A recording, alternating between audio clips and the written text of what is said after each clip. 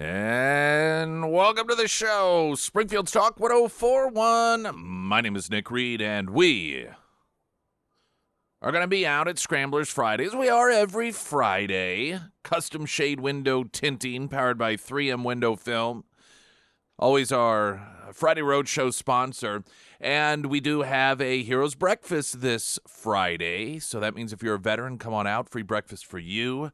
This is all thanks to Delta Roofing, Air Services, Heating, Cooling, Plumbing, Electrical, and Warrior's Journey, new a partner of ours. We've actually just done a few things, had them on air a couple of different times, but we've been working for a bit now to figure out a way to have a more meaningful relationship and really hopefully be able to help them out in some areas by way of reaching all of you. And when we have our Heroes Breakfast, hopefully we'll have some of those folks on hand as well to tell you a little bit more about what it is that they do. Ways that they could help perhaps you or someone that you know who has served in the military, but that's all stuff that will unfold as we continue on. But a huge welcome to them and a thank you for helping us out when it comes to that free breakfast for veterans. And again, that will be this Friday, so we'd love for you to come out and join us. Well, we learned what the big to-do was over the debate, and Trump had thrown out the rhetorical, I don't even know if I should debate on ABC. I mean, look at all this crap going on, and that immediately turned into Trump's afraid to debate Kamala.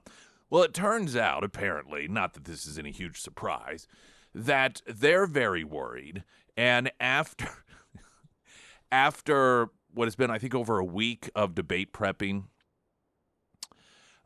they've realized that they want Donald Trump's microphone to be on the whole time. What can one infer from this? Well, I'll tell you. I'll throw out one possibility here. That after working with her, they've realized that she, in order to have a chance, she's got to have Trump's help. She's not going to be able to do it on her own. And so their hope is that if his microphone is left open, that he will hang himself, that he will do what he did back in 2020 while debating Joe Biden and talk too much and came off as off-putting to a lot of people and didn't allow Biden to hang himself. And I suspect that after this prepping that they've been doing with Kamala Harris, you can imagine they probably go in there and they're like, oh, okay, this is going to be great, and feeling really excited about it. Maybe, this is the first time for some of these folks that are prepping for this debate, and they already think Trump is some sort of idiotic buffoon. This should be easy. And then getting into it, they got somebody that stands up there, and he's portraying Trump, and then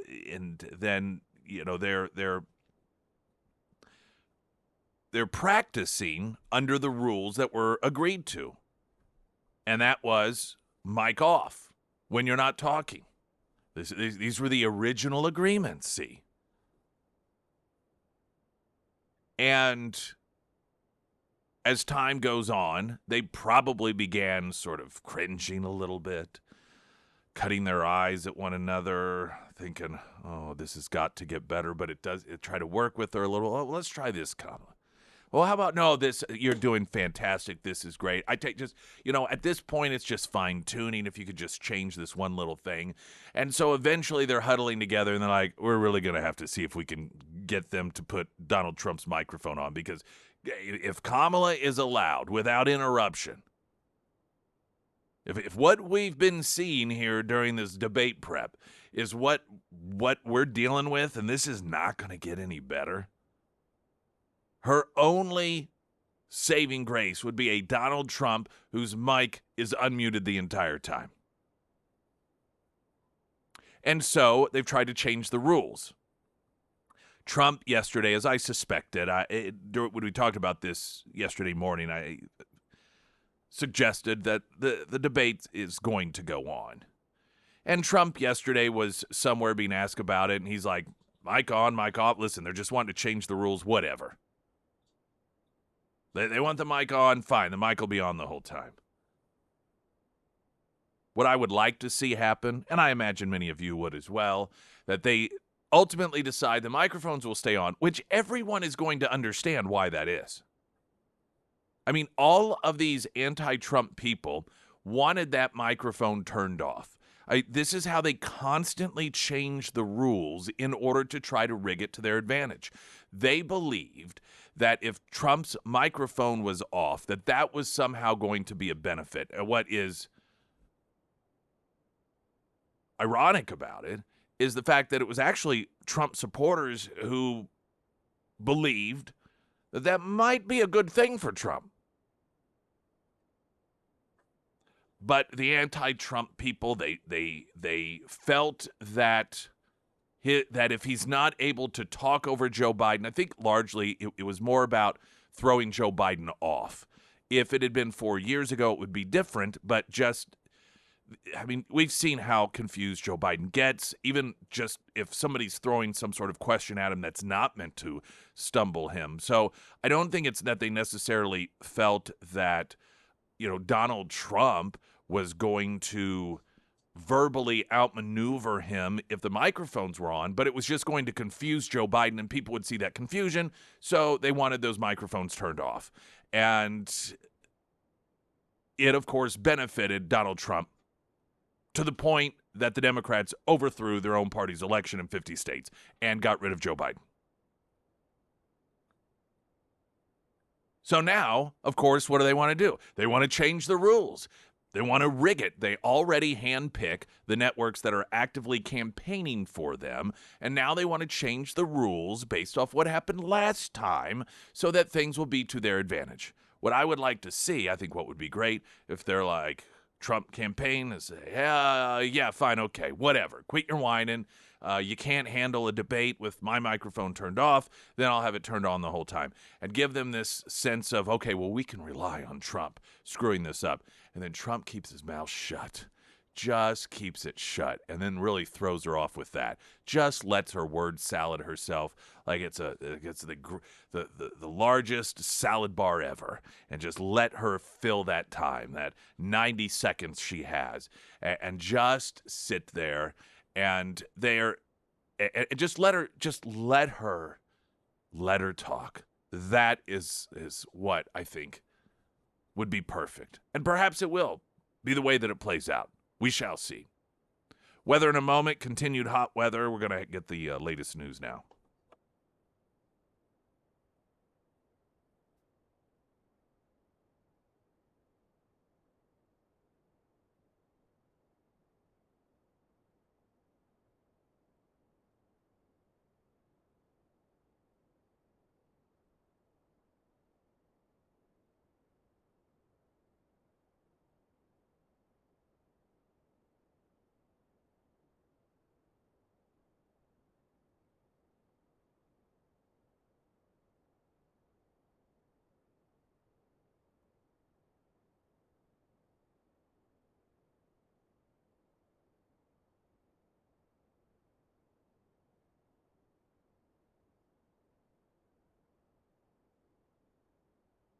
And the first alert forecast from Color 10 Fox 49 meteorologist Tom Schmidt, sponsored by Wolfpack Cleaners, your residential and commercial cleaning professionals. Today we'll see mostly sunny skies with a high near 93, heat index values as high as 97. Tonight partly cloudy with a low around 72. On Wednesday, sunny with a high near 93, and on Thursday, sunny with a high near 93.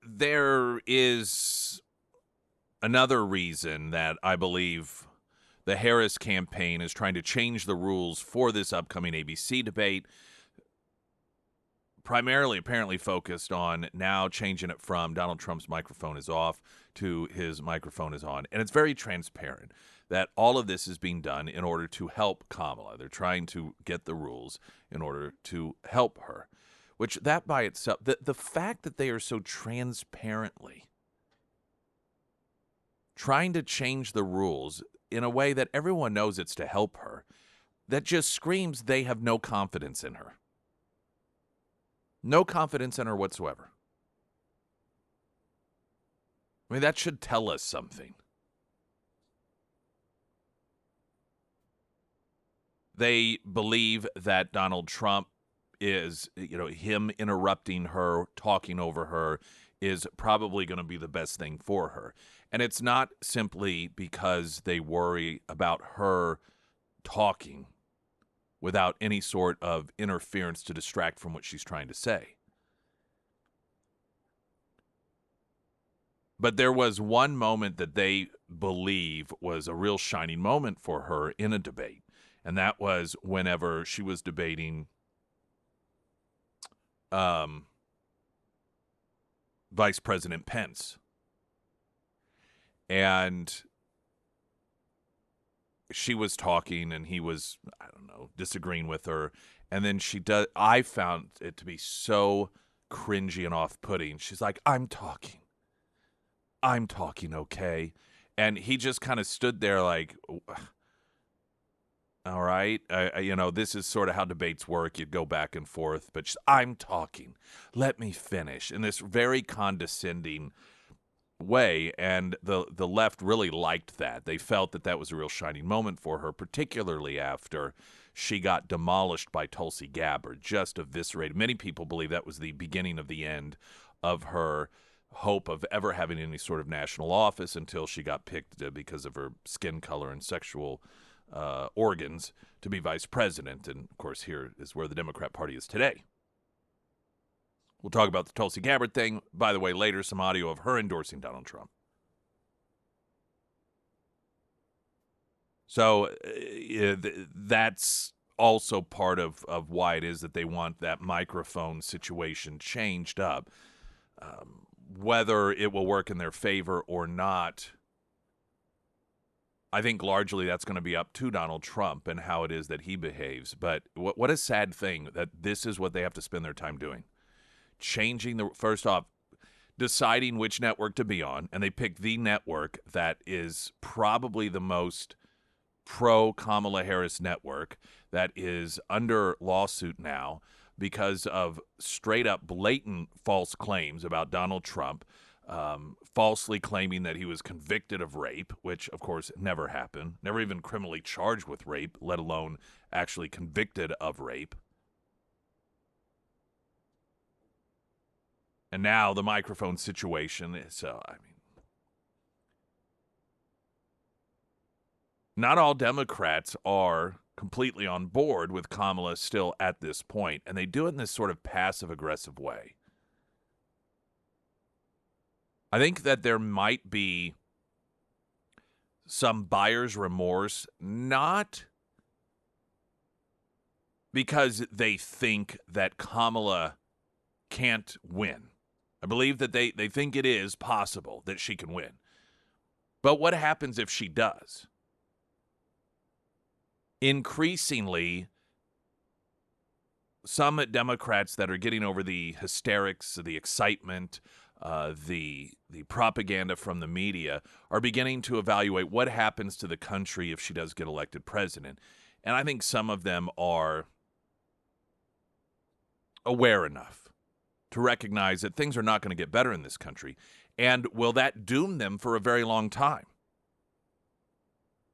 There's a long game view that some Democrats could very well have that, yeah, we hate Trump, but if he gets elected, then we're going to start over, clean slate, get rid of all this messiness with Joe Biden, Kamala Harris, and then get somebody strong in there, and then we could be on a path to 8 years. But if Kamala gets in there and things don't get better, which why would they? Because she is championing all of the policies that have put us where we are today.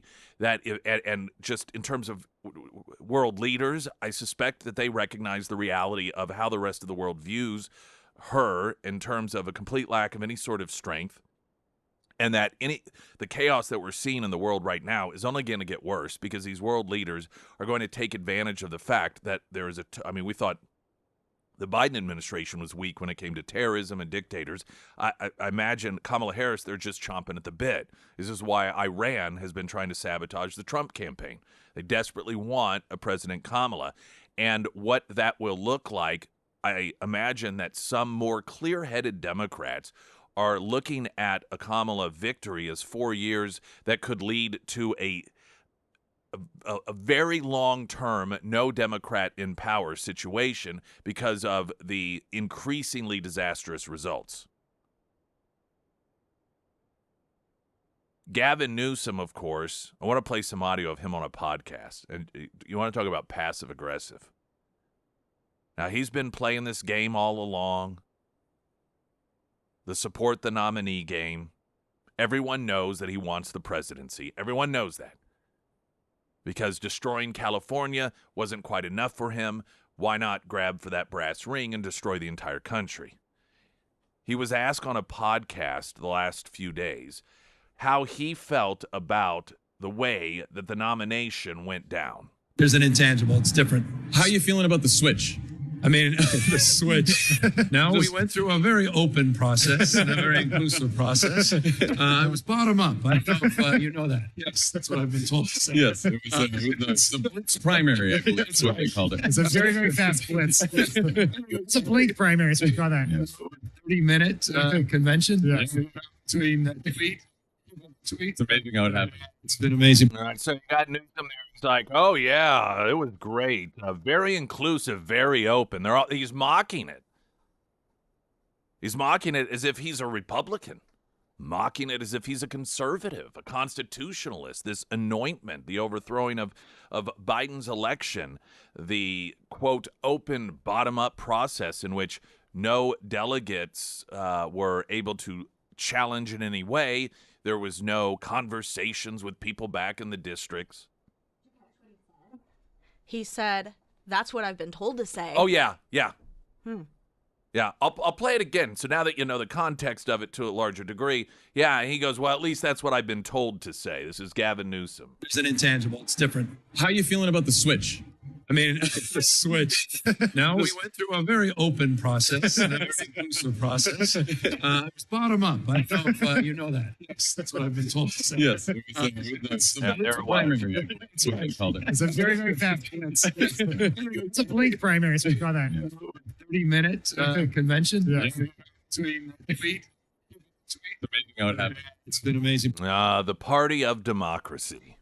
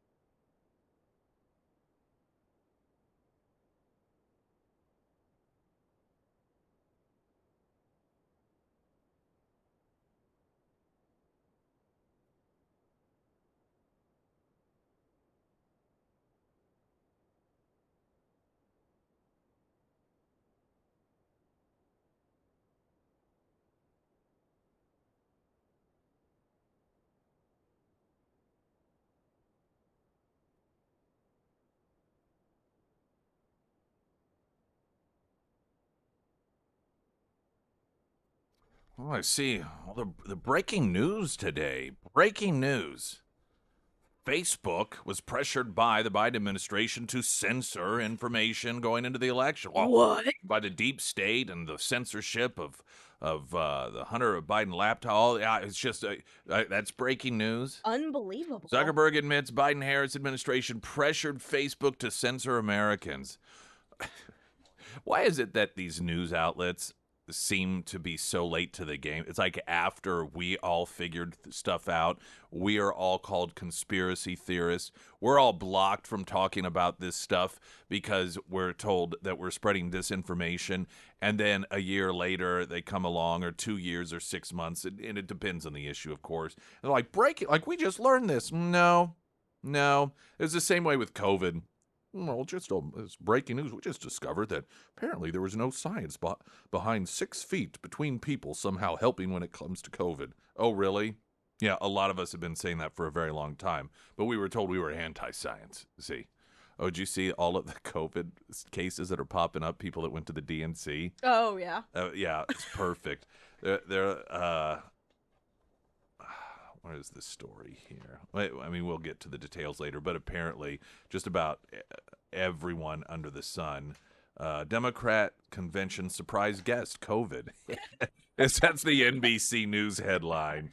They came hoping, this is the opening line from the NBC story. They came hoping for Beyonce, they left with COVID. Fresh off a jam-packed week of Democratic National Convention events, reporters of attendees testing positive for COVID are rolling in. They include members of Vice President Kamala Harris's campaign staff, who are now contending with sickness from COVID, according to 2 sources close to the campaign with knowledge of the cases. There is at least some concern the developments could affect staffing at events this week, they added. I bet that's probably why we won't see her out on the campaign trail so much. That's probably why. Maybe she'll have to pull out of the debate because of COVID as well. One of the sources said that so far the AIDS symptoms they've heard about have been mild, and a third person close to the campaign said there was no concern about staffing the events. Since the convention wrapped up Thursday, various attendees and reporters have posted photos of positive COVID results. Only the left would still do that. They're still posting COVID results. Did we hear about this coming out of the Republican National Convention? I don't think so. Yeah, all those anti-science people, they probably just prayed it away. You know what lunatics Republicans are.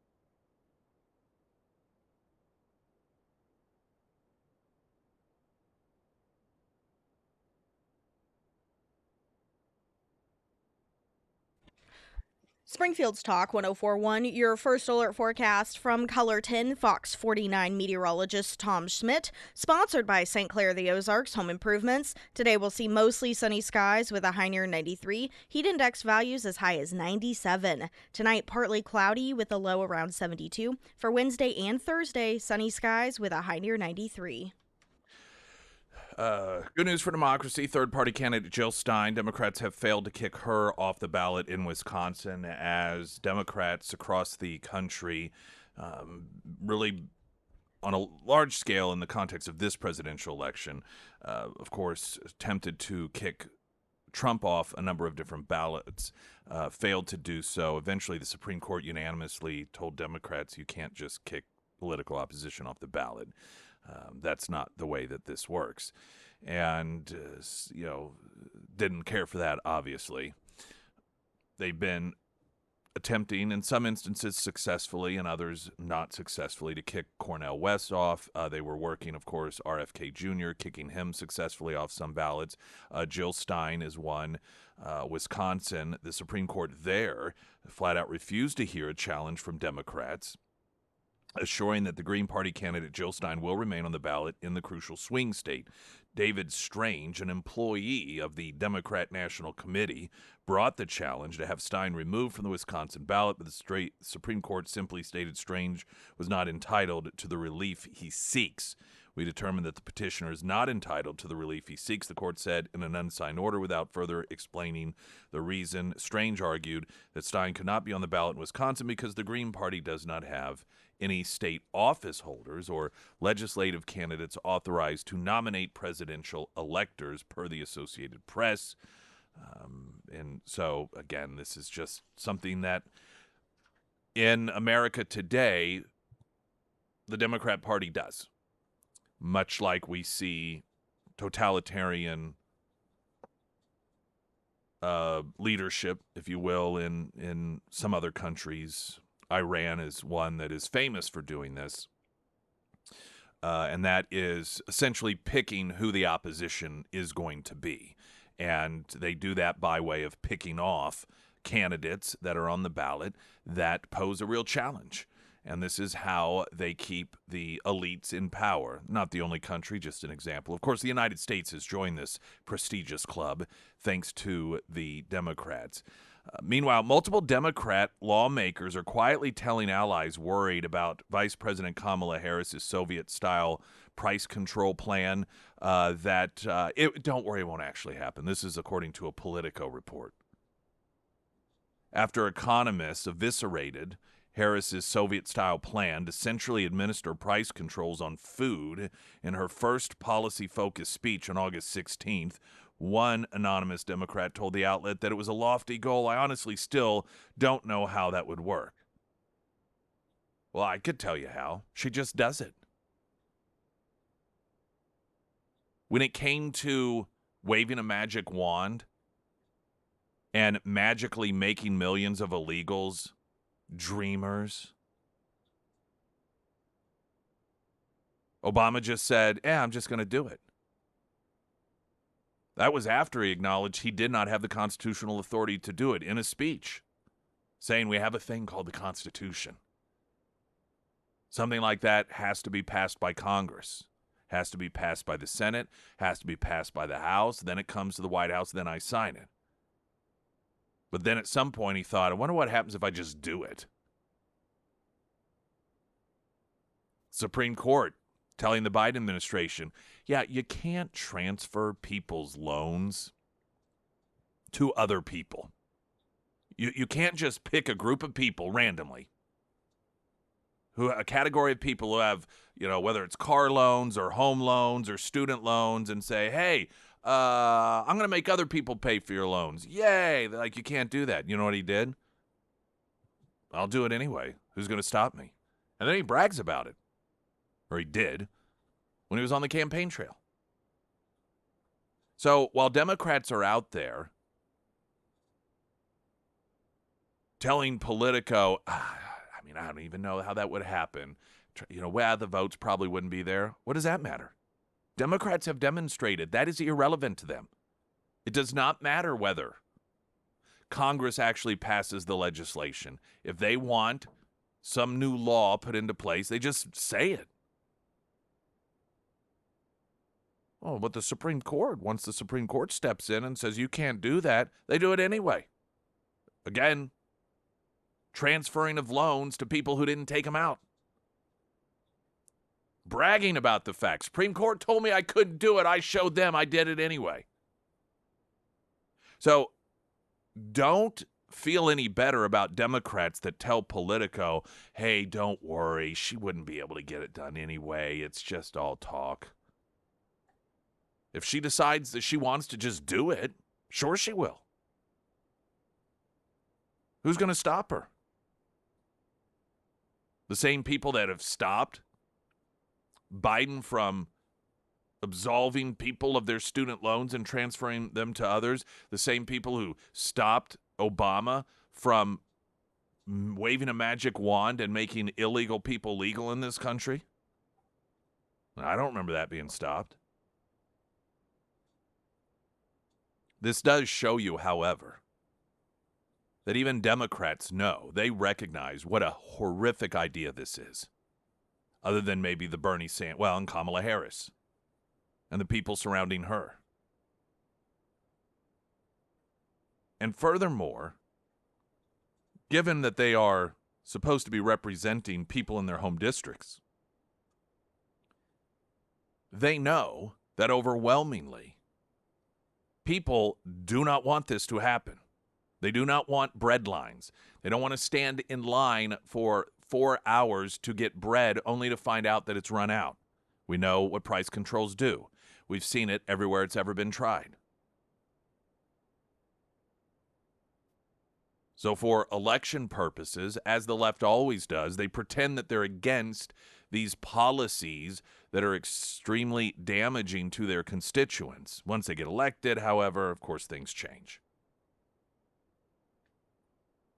But in the meantime, Democrats, they're telling Politico, don't worry.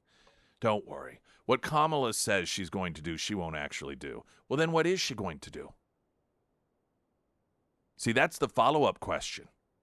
All right, if this is her big plan for the economy. This is it. She's come out and said, all right, inflation, yep, recognize inflation's a thing, it's bad. Okay, quit bitching about it. I hear you already. Stop your whining. Here's my plan. Democrats are saying she's not actually going to do that. So then what is she going to do? Nothing? Is she going to continue to do the same? Those of you who plan on voting for her, does this not concern you? Do you really not care about the future for your children and your grandchildren and for you? Is the default, oh, it'll work out. The government will take care of me. Really?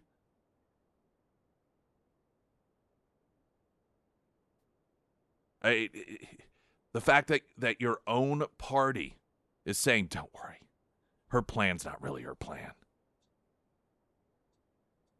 What is it?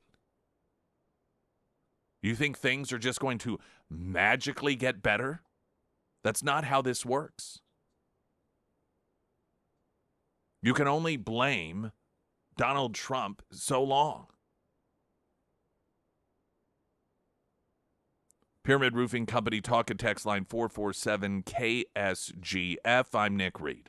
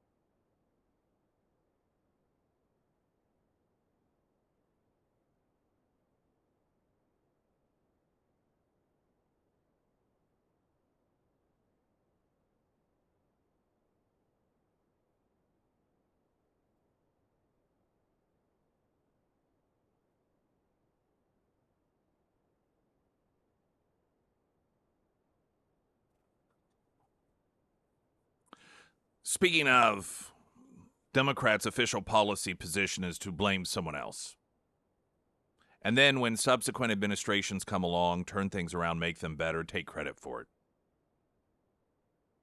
You know, when Obama had the weakest economic growth that we had seen during a recovery, constantly blamed the previous administration. He was handed such a horrific situation. There's only so much he can do. Then, when things were going swimmingly well, after Trump's policies were implemented, well, he's just benefiting from Obama's policies. Oh, okay. Okay. There's a text sent in on the Pyramid Roofing Company talk and text line saying, did you see the article the Springfield news leader put out basically blaming Trump for the pullout of Afghanistan? I did not see the article, but this does not surprise me, of course. The media is, as usual, trying to cover for this administration. Now, it's, of course, total BS for a number of reasons. Number one, unless you are talking about some sort of official treaty that was signed on by the U.S. Senate, which constitutionally, officially treaties with other countries.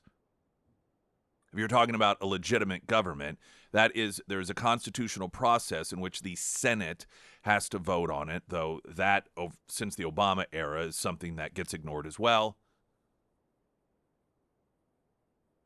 Other than some sort of scenario like that in which you have additional obstacles, any president can come in and they're not bound by any sort of deal or agreement that is put into place. Do you know how we know this? Because Biden partially campaigned on getting in there and undoing everything that Trump had done.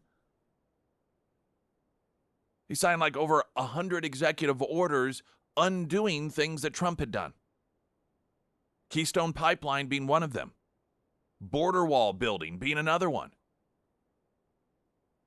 The Nord Stream pipeline that was coming out of Russia into Germany, he greenlit that after Trump had put the kibosh on it. Trump's foreign policy was to economically cripple Iran through sanctions. Biden immediately undid that. Open up the money spigot to the terrorists. Trump had the Houthis listed as a terrorist organization in order to economically cripple them. Biden got in, took them off that terrorism list. Countries that Trump had a watchful eye on as policy regarding people flying into this country from those countries, Biden undid that. I mean, it was just one thing after another. Then they totally screw up Afghanistan. Oh, well, not our fault. Just nothing we could do about it. You know how that works. We're bound by everything that Trump did. Total BS. Why is it that, which, first off, what was done had absolutely nothing whatsoever to do with there was nothing that said we had to turn everything over to the Taliban, including cash money, and leave all of our military weaponry behind. There was nothing that said we had to turn over a military base. There was nothing that said we have to get out on this cold, hard deadline no matter what. None of that was even put into place anyhow. But if we want to play in their pretend world in which they claim, well, just had to abide by it, why would that have been the only policy that the Biden administration had to abide by from the previous administration, if it were even true? Did you notice that? There's no other policy? Part of what Biden ran on was to change the way that foreign policy was done. Why is it that he was not bound by dealing with North Korea the same way Trump was? Why was he not bound by dealing with, continuing on with the Abraham Accords and dealing with Iran? All of these other, whether they be domestic or foreign policy decisions, They showboated around on how they upended and undid everything that Trump did. But then when Afghanistan was a screw up, and you notice going into it, they weren't saying, hey, we don't have any choice. We got to do this. No. Going into it, Biden said he was told to do this by his advisors. He claimed that every one of the military personnel that were in the room that particular day, Kamala Harris being the last one to leave, they all said that this was the route to go, that this was what needed to be done. He wasn't saying, hey, this is what Trump had on the calendar. And so we had no choice. No, it was his people. It was Kamala Harris. Incidentally, they all still claim that it was a success. Still claim that to this day. I think that if it were something they were bound to by Donald Trump, do you really think that they would try and claim it was a success? It would be an opportunity for them to blame Trump. They blame him for everything else that goes wrong. So why not? It's a complete and total contradiction at every given direction you turn when it comes to these people. And that's because they never take accountability for anything that they do. Nothing is ever their fault. They never admit that things went wrong, not only through their verbal acknowledgments, but through their actions. That you can have something like that absolute horrific occurrence and not a single person who's in charge get disciplined for it? No one? And instead, they get patted on the back? You remember the media still to this day, if ever there's discussion about Hurricane Katrina and George Bush in the initial days, to Michael Brown. I think he was FEMA. He was with FEMA, and he said, "You're doing a heck of a job," Brownie called him. And of course, there was a tremendous amount of fallout, the way things played out. And Bush was just eviscerated that he would pat somebody on the back who was involved in the way Katrina was handled when it was such a disaster. Meanwhile, you have what occurred in Afghanistan. Not a single they get praised as doing a wonderful job. Well, it was the most historic airlift ever. Wasn't that just fantastic? But then, of course, they want it both ways, because in a passive acknowledgement to what a disaster it is, they're like, well, yeah, but I mean, if you're going to look at it that way, it was Trump's fault. So they want it both ways. They want to pretend it was wonderful. It was fantastic. Everyone was on board. Kamala Harris was the last person in the room. She was just asked a couple of years ago, did you feel confident about the way that this all played out? And she said, yes, I do. But then on the other hand, in the contradictory perspective that sometimes they offer when forced to acknowledge it was a disaster, well, it wasn't our fault. I mean, it was Trump. That was all Trump. Well, who was it? Was it you or was it Trump? Depends on the audience. Springfield's Talk 104.1. I'm Nick Reed.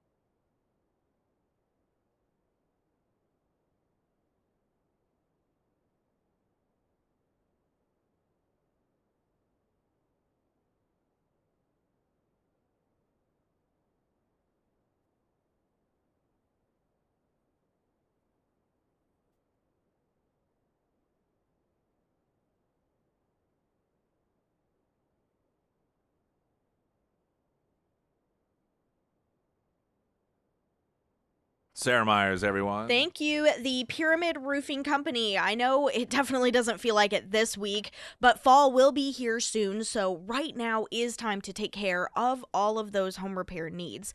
And one repair that oftentimes gets overlooked or even missed is your roof and your gutters. So if you have noticed an extra shine to your shingles, maybe you've noticed fluctuation of the temperature inside your home, or maybe you have discoloration on your ceiling, it is time to have the Pyramid Roofing Company out at your home. One of the best things about the Pyramid team is that they offer free roof inspections. So if you call them out and you get the green light, you're out nothing. That's the best part.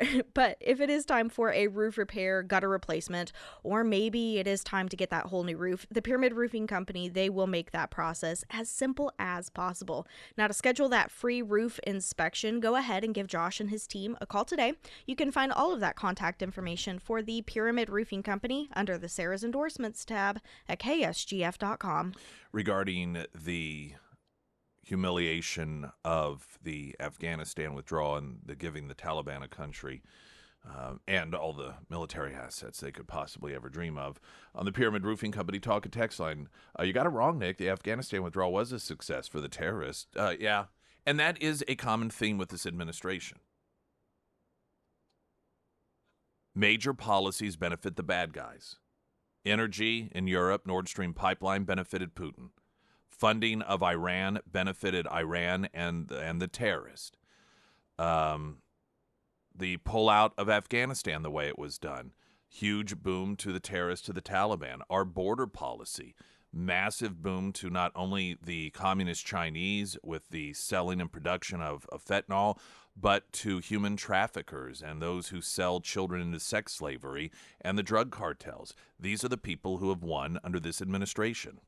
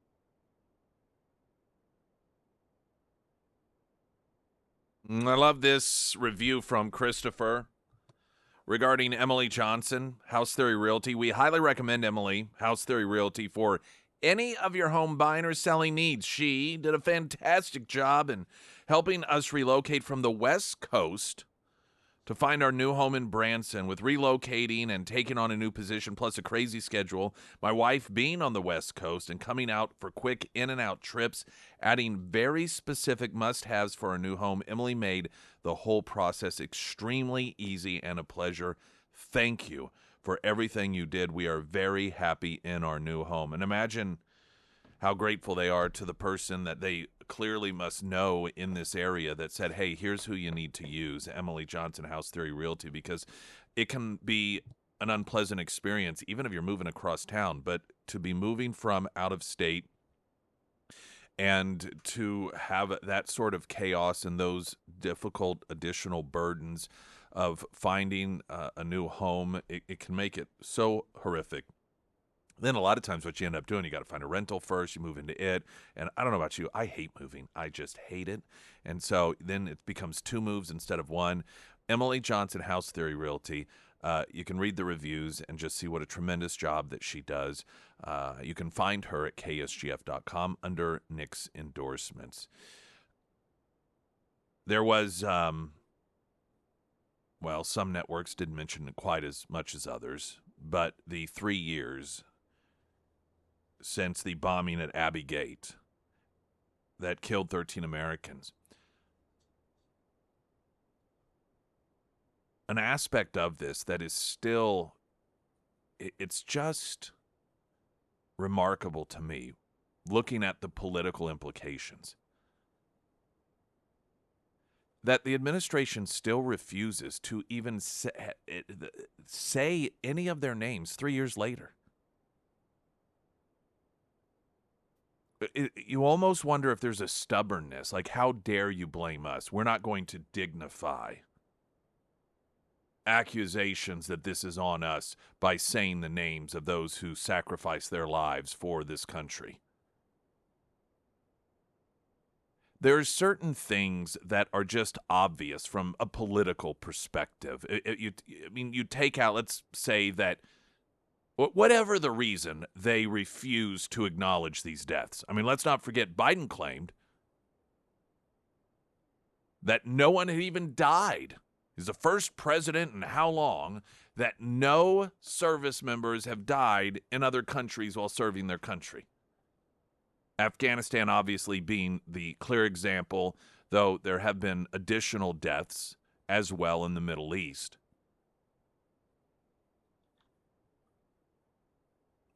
And I understand the administration not really wanting to spend a lot of time focusing on it because it doesn't exactly make them look good. But there are certain things that it's just obvious. You just do it. And one of those things is to demonstrate through observation the gratitude by recognizing the 13 individuals who sacrificed their lives. Even if you don't mean it, you just do it. And the stubbornness or indifference,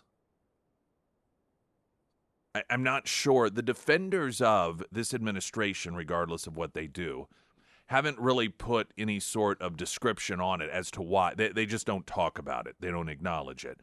But I don't, if they were pressed to, I'm not sure what reason, what the motivating factor they would give for ignoring these 13 individuals, for pretending as if their lives never even existed.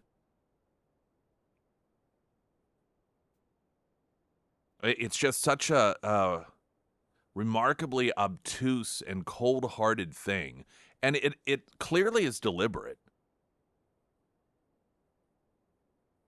When you have the family members that are out there giving interviews that are openly saying that we can't even get a call from anybody in this administration. They ignore us.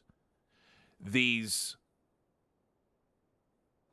annual recognitions of that horrific day People are talking about it. Others are noting the date on the calendar. It's obviously a very deliberate decision. There must be conversations that go on saying you're going to be asked about this. You're going to, the White House, even if you hide, and that's another despicable aspect of this, they just didn't even make themselves available. Some tweet or whatever was released. I mean, these are people that you look at those that the scenarios in this country that they'll make a big deal out of, that they'll hold press conferences that Biden will get real angry about and wag his finger. And then comparatively speaking, their reaction to the 13, like they're so irrelevant. While the rest of the country organically did a tremendous job of displaying moments of respect. I recall, as many of you did, I'm sure, all of the restaurants that you would walk into afterwards, and there would be a table set for 13. And it started, I imagine, at a few restaurants, perhaps had management that were veterans or had some sort of connection to the military and did it out of a genuine show of respect and probably some sort of more direct connection to serving the military and other Americans, many of which perhaps ran restaurants or management restaurants that didn't have any sort of connection other than we're Americans and just felt that need to demonstrate we as Americans are behind you. We care about you. We care about your families. And it went viral. I remember seeing a Sonic. Somebody had done it with a car stall, put, drinks, like 13 drinks in a car stall, just to demonstrate the love. And that was something that, it wasn't political. That was something that all of America was just organically doing, except for the president and vice president, who refused to even say their names. Oh, but they will run with an article, that being the media, of a fired member of the Trump administration who would claim, well, Trump said that they were people who served and died were a bunch of suckers. And despite the fact that everyone else that was there during that time that Trump supposedly said that all said that is absolutely not true, they still run with it as if it's true. Jim Acosta yesterday mentioned it. Oh, we fact-checked it with the guy who claimed that that Trump said it. The disgruntled former employee. No mention of the 82 people who all said that absolutely did not happen, including people that didn't even like Trump. You want to play some audio coming up, and it was yesterday, not by accident, that Tulsi Gabbard came out and endorsed Donald Trump, and largely from her perspective, much of it, not all of it, but much of it has to do with the fact that here's a guy who didn't get us into any wars and who's more interested through his action, through the results of peace than anybody else on the ballot, and certainly any other presidents, Republican or Democrat, that we've had in the modern era, whether their intent was to try and get some sort of peace across the country. Our observation, which is true, is that Trump's the one that actually was doing it. Weather in a moment, now the latest news.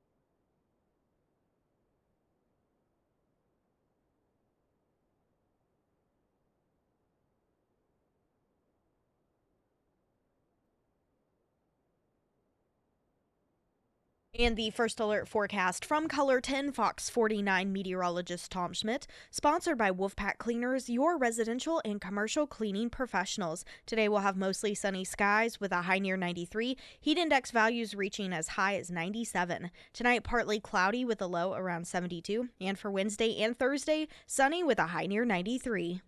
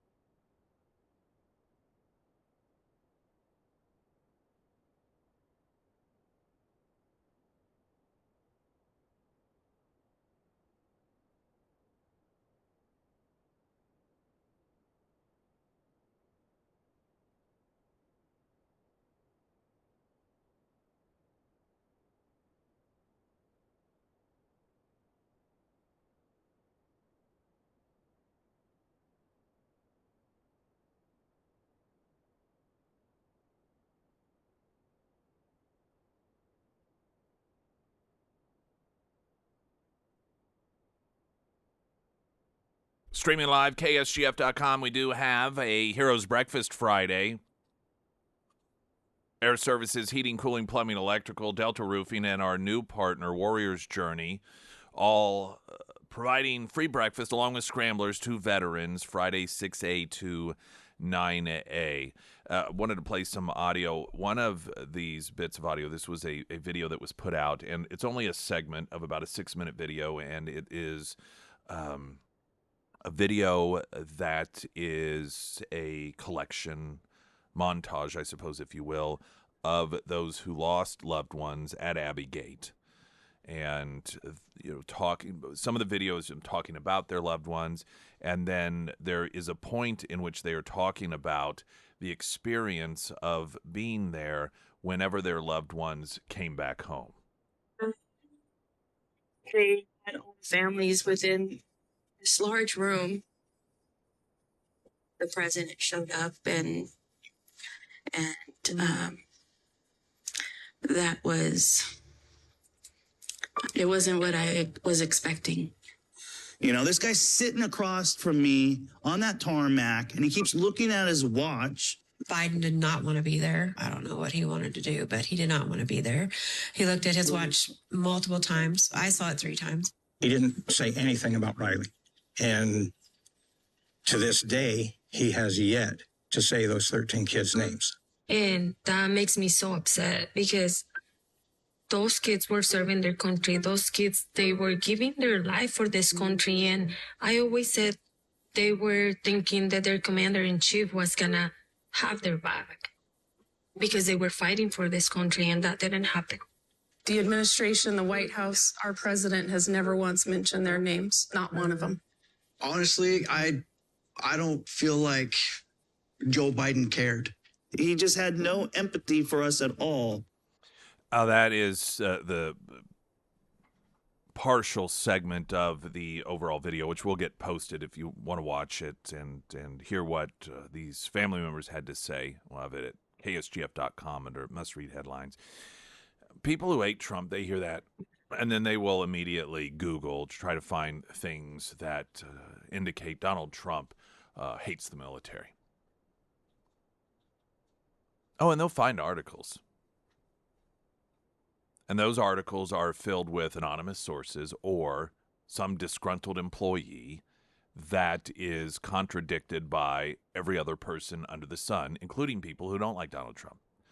When it comes to concerns and criticisms of Joe Biden and his lack of any sort of empathy for those who served, it's actually people who have served and people who are family members of those who have served and lost they're real people. They're not anonymous sources in the political realm trying to hurt Donald Trump. And I think that says a lot. Because it can be confusing. You have a lot of information that is out there. People oftentimes say, oh, I just don't know what's truth. Or what is true. Sometimes we make it more difficult than it has to be. So you hear all this noise about, well, who's really loved by the military? Who really has the respect of the military? Who really cares the most about the military? And like, well, over here, let's see. There's an article that claims that Donald Trump said that they're all suckers and losers. Oh, okay. All right. Well, and here's an article that talks about, nobody has a greater admiration for the military than Joe Biden does. And this is all very confusing. Just look at the sources for the characterizations. Look at the sources.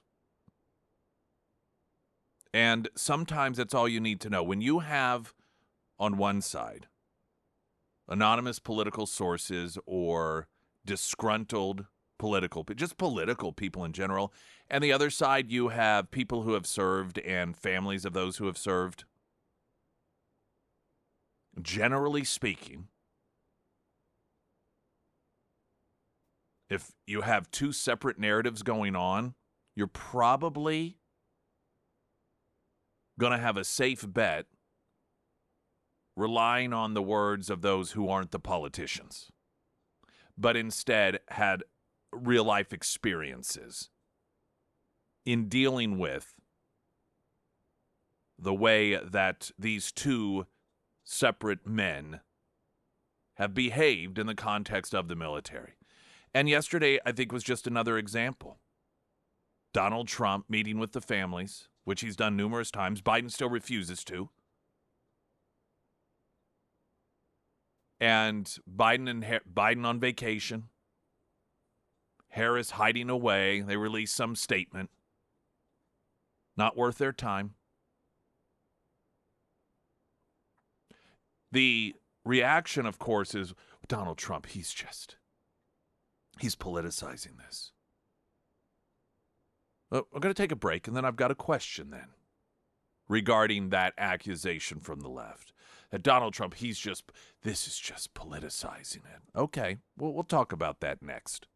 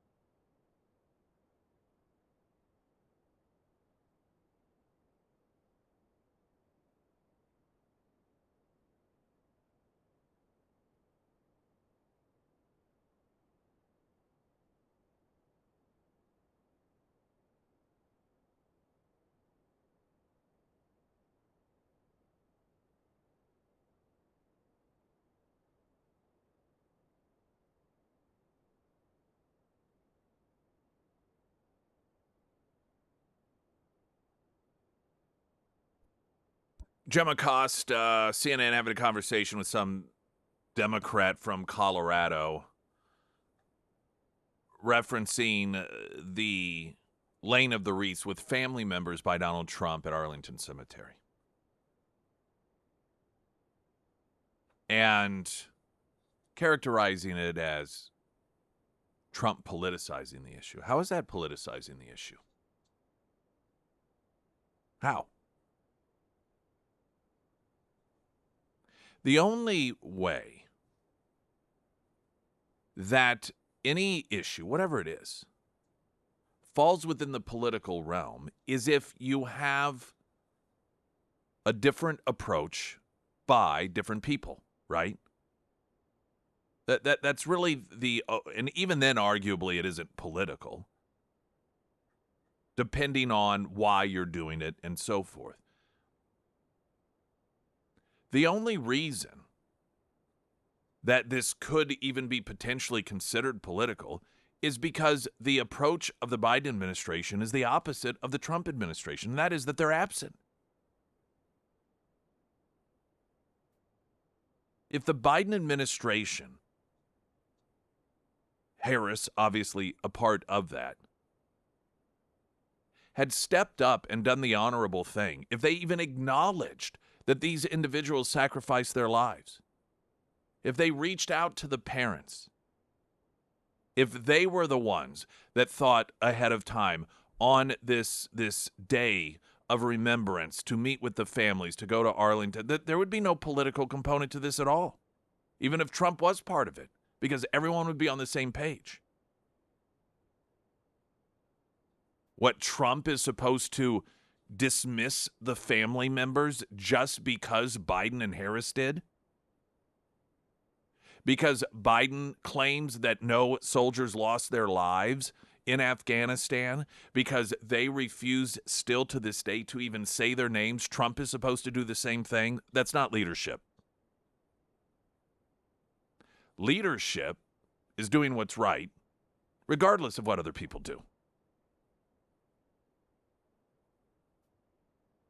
And the anti-Trump people are so obsessed with hating Trump and the way things will seem to the American public, and they're afraid that he'll be humanized, they never stop to think or listen to the families that are so grateful that Trump is there in order to listen to them, that Trump is there in order to bring attention to what it is that they've been through, that Trump is there to say people will be held accountable and should be held accountable. No one else is doing that for them that is in a position of any sort of authority or potential future authority.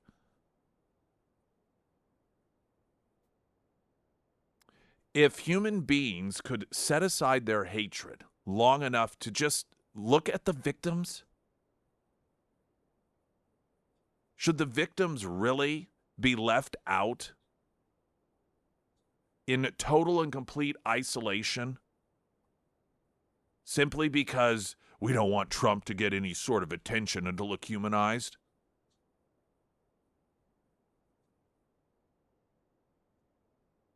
If you want to look at it strictly politically speaking, and the fears that the anti-Trump people have that he may somehow capitalize off this, he is only able to capitalize off it, again, because Biden and Harris are ignoring them.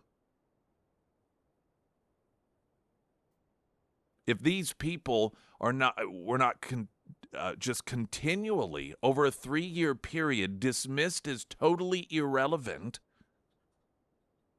then you wouldn't have to worry about Trump swooping in and being the hero.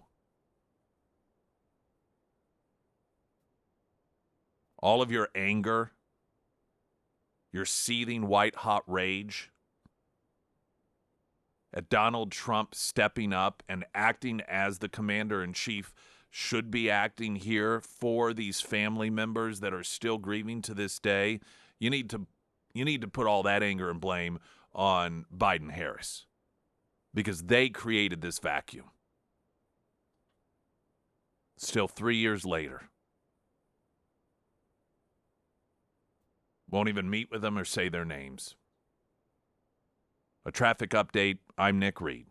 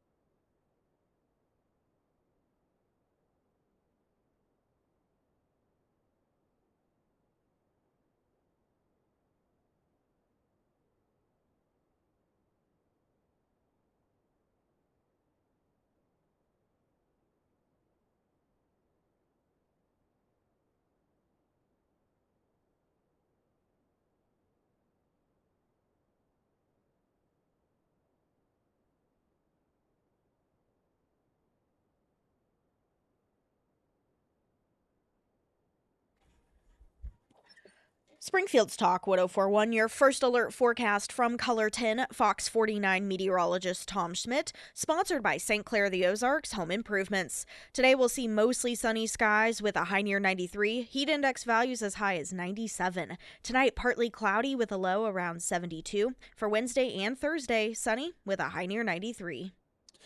Pyramid Roofing Company talk and text line. Earlier, there was a text in asking about an article in the news leader blaming Trump for the Afghanistan withdrawal. And they said, actually, it was a link to a White House document blaming Trump. Someone posted in the comment on Facebook, the comment section. Well, of course it was from the White House. This is what they do. Everything is everyone else's fault. No blame accepted for anything. I remember years and years ago, Bush was president of the United States. And during that period of time, I liked watching Hardball with Chris Matthews. I thought, even though he's a lefty, I thought he seemed pretty straightforward and honest. Until one day, I remember this striking me because I thought, this guy's a liar. And he claimed that George Bush said in an interview that had taken place prior to the discussion on Hardball, he claimed that George Bush claimed that he couldn't think of a single mistake he ever made as president.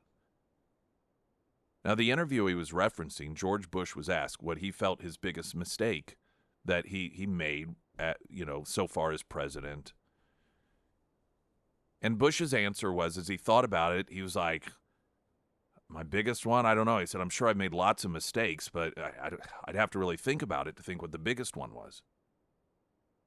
So here you had the president of the United States fully acknowledging, I've made tons of mistakes as president. I don't know if had to define what the biggest one is. And then on MSNBC, Chris Matthews falsely claiming that George Bush said he never made a mistake. You look at the difference between, and, that's when I thought, well, that's just a straight up lie. That was when I was like, okay, well, Chris Matthews. I should have known. The difference between that perspective, Bush, a president that And, I'm not one that thinks necessarily, particularly while you're president, that you should sit there and laundry list everything. Wow, this went wrong and that went wrong. I think there's a proper time and a place for that. But when things go clearly wrong and you refuse to acknowledgement, that is a sign of weakness to the enemy. And I'm not talking about moral weakness. But if you are a country that watches what happened in Afghanistan, and let's say that immediately, like once the dust settled, you had top commanders resign because this outcome was unacceptable. The way that this occurred is well below the standards of the United States of America, and as a country, we do not accept the way that this played out. Or if not resignation, firing by the commander-in-chief, even if it wasn't their fault. But to send a message, that's well below our standard. Don't get used to this world. Because if you think for 1 minute what you saw in Afghanistan, you saw us behaving that way, if you think that that is who we are, you are very, very mistaken. Everyone who had a hand in that is gone. That says something. Just as any business or any where you have something, people that are under you do something horrifically wrong. Is that the approach? When you have that approach, like they're gone, they're out of here. Listen, there's some room for error and there's some room for training, but this is well beyond the pale. They're gone. Not going to happen. That sends a message. But if instead you cover for them, instead you go around saying, "What are you talking about? That was an awesome job." That tells the enemy that our standards are that low. That the expectations currently under the Biden-Harris administration for our country and for the way that our military is utilized is so low that when one of the most embarrassing displays on the world stage takes place, the commander-in-chief, where the buck stops, praises it as one of the single greatest military airlifts that this world has ever seen, and then goes out and falsely claims that world leaders, they all agreed. I mean, literally during the same news cycles, when you had world leaders expressing outrage, Joe Biden is giving interviews saying, every world leader I've talked to said that it was, that they were behind it 100%.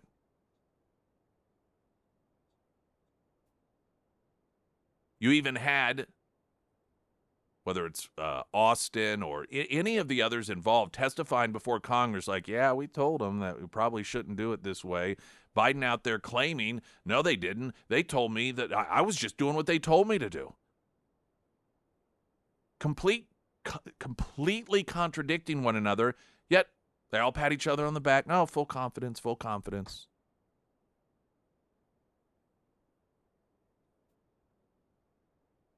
That is a signal to the world that we essentially do not currently have any standards. And when you are dealing with political opposition or geopolitical opposition, you're dealing with any sort of enemy. And when it comes to standards of fighting and taking on enemies, and you realize your enemy, they don't have any. They just do the bare minimum and then praise themselves for it. That's pretty enticing. You look at what the Taliban was given. You're one of these other terrorist organizations. Then at the same time, Taliban, all right, we'll give you a country. Oh, Hamas, terrorist, October 7th. Hey, we're going to fight to give you a country as well. This administration, in addition to the signals that they already sent about our own weakness, rewards terrorists by giving them free countries. Or in the case of Hamas, attempting to. supporting a two-state solution.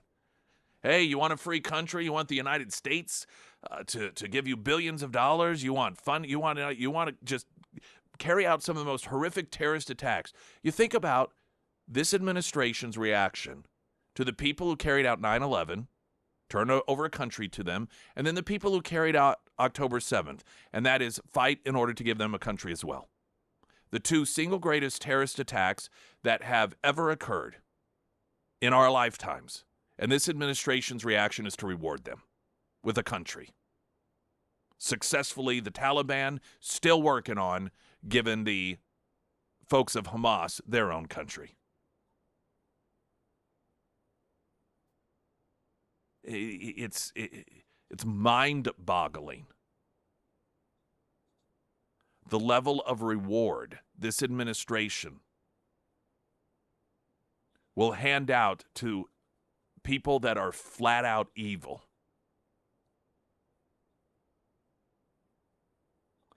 Springfield's Talk 1041. I'm Nick Reed.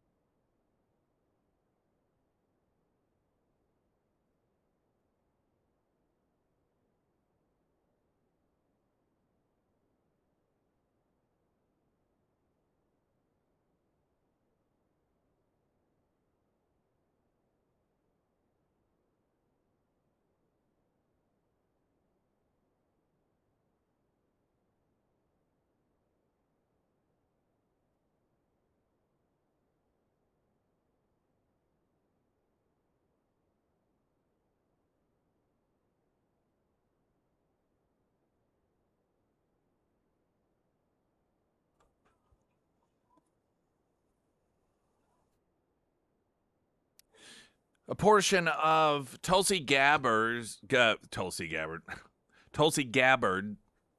and her endorsement of Donald Trump. The interesting thing about her, well, one of the interesting things about Tulsi Gabbard endorsing Donald Trump and RFK Jr. endorsing Donald Trump, these are both individuals that ran at some point for president as a Democrat. Tulsi Gabbard running in 2020. She, on the debate stage, was credited with just annihilating Kamala Harris. And, of course, RFK Jr. running as a Democrat most recently until the system was becoming so rigged by the Democrats that he ended up running as an independent. So you have two former Democrat presidential candidates. And much of it stems from the horrific rigging of elections by their own party, or what was their party at the time. For Tulsi Gabbard, another motivating factor was the fact that he didn't start any new wars.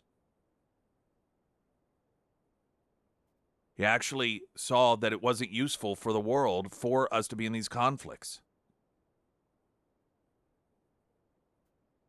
Regarding that aspect of her comments yesterday, here is a bit of her announcement. This was the National Guard Association event. Trump was there, and Tulsi Gabbard would speak on her endorsement of Trump.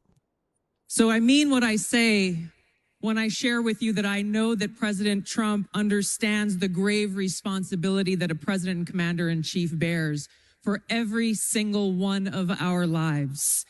Whether you're a soldier, you're an airman, a Marine, sailor, or a coastie, he keeps us in his heart in the decisions that he makes. We saw this through his first term in the presidency, when he not only didn't start any new wars, he took action to de-escalate and prevent wars. He exercised the courage that we expect from our commander-in-chief in exhausting all measures of diplomacy, having the courage to meet with adversaries, dictators, allies, and partners alike in the pursuit of peace, seeing war as a last resort.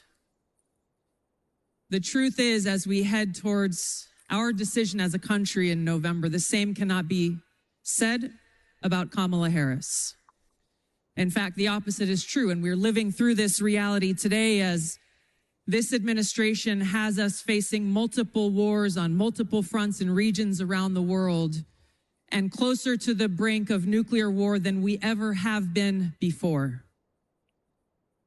This is one of the main reasons why I'm committed to doing all that I can to send President Trump back to the White House, where he can once again serve us as our commander-in-chief.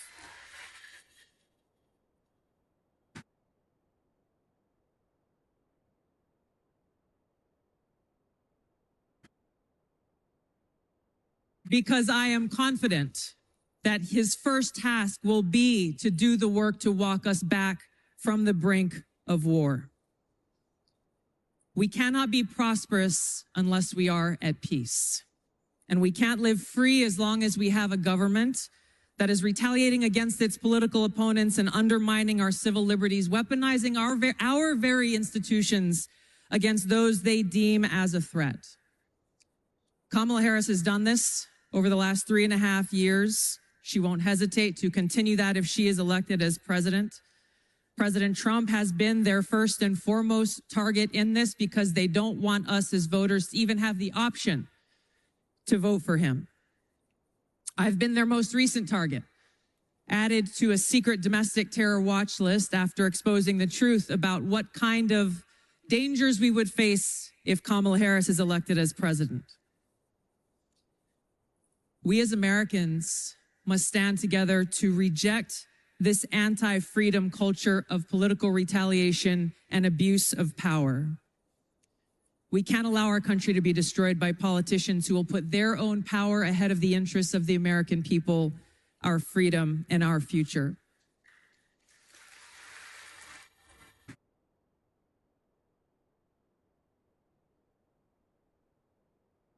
I am proud to stand here before you today, whether you're a Democrat, a Republican, or an independent. If you love our country, as I do, if you cherish peace and freedom as we do, I invite you to join me in doing all that we can to save our country and elect President Donald J. Trump and send him back to the White House to do the tough work of saving our country and serving the people. Thank you very much. Thank you very much, Mr. President. That was yesterday before the National Guard Association. Tulsi Gabbard, former Democrat congresswoman and presidential candidate. In totality, she spoke, I think, 6 or 7 minutes, but that was the relevant portion to our conversation in which she talked about how he not only didn't not get us into any new wars, but he was pulling us out and fostering relationships with bad players in this country that made them pulling away from war.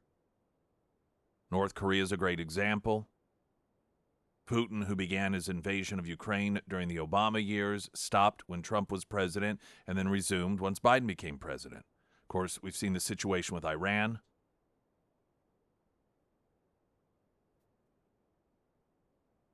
The long-time stereotype that Democrats were anti-war, that's BS. That is total BS. Unless you are someone who, like Tulsi Gabbard. Now, she switched parties and is supporting Trump for a number of different reasons, But she has been an anti-war person, and she's sticking with that. She's siding with the person in terms of actual results, not what hysterical people claim. Donald Trump's going to create World War III. Donald Trump, doesn't he know you shouldn't be poking a bear with a stick, calling Kim Jong-un Rocket Man? Look at results. All of these people who claim that they vote for Democrat because they're anti-war, they're full of crap. Full of crap. They may have been anti-war because Republicans happen to, at certain moments in history, when they were involved in politics as observers, citizens and voters, hated Republicans. And because Republicans were the ones that were cheering on the war, that's why they were anti-war. Not because they're actually anti-war, anti-killing, but they're anti-Republican. Because now when you have two very clear choices here, one individual, as Tulsi Gabbard has noted, continues to further engage us in these conflicts that could turn into full-blown war, versus a Donald Trump that has consistently de-escalated and did what people said could never be done in the Middle East, and that is have these numerous peace accords, the Abraham Peace Accords, with Middle Eastern countries directly signing peace deals with Israel, meaningful ones that were working. Not symbolic, meaningful. If as a political party, the Democrats or the elites really truly cared about peace in the Middle East, they would have continued on that path. But because they hate Trump, peace be damned. Because they don't care about war, they don't care about peace. Because if they did, they would do what works. And we've seen what works.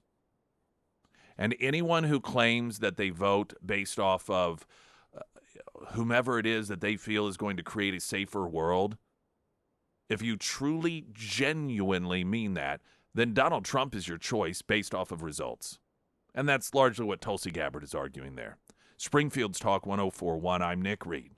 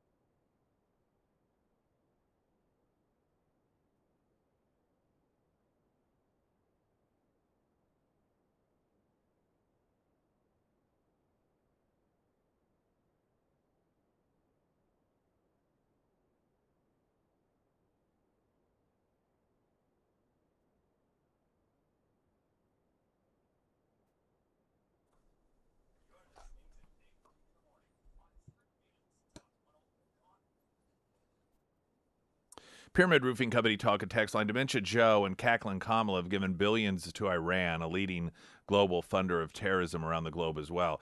Now, defenders of this administration will push back saying, well, they weren't taxpayer dollars. That's not the point. They gave them access to money that was used. Everyone acknowledges this. The administration itself acknowledges this.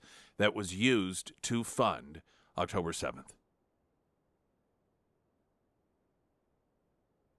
This is an administration, and it's supported by a media that loves to play off this stereotype that Donald Trump, he's just so cozy with dictators and tyrants and crazy people. This administration gives them access to tools and money that allow them to carry out terrorist attacks.